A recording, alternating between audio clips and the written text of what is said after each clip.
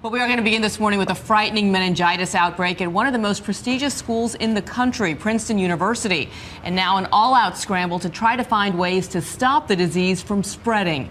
ABC's Lindsay Davis is here with the very latest. Good morning, Lindsay. Good morning, Bianna. The most recent case at Princeton was diagnosed just last weekend. The number of students diagnosed with meningitis on campus has caused New Jersey health officials to declare an outbreak. But it's what the CDC is doing that's unprecedented. State and federal officials are taking drastic measures to battle the outbreak of meningitis on the grounds of one of the nation's most distinguished institutions.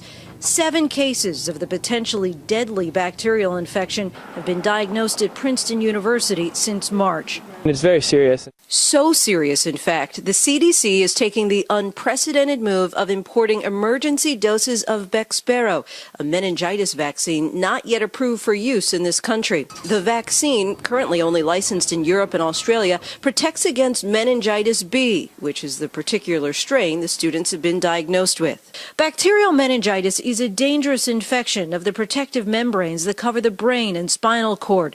It's spread through respiratory droplets exchanged through close contact, such as coughing or kissing. You typically will see if someone says, I'm not feeling well, and then in a matter of hours or less, they can get really sick very quick. If a vaccination plan is rolled out, it could aim to inoculate many of the nearly 8,000 undergraduate and graduate students at Princeton.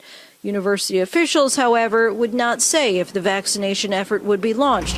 The CDC tells ABC News the risk for Princeton students is quite high.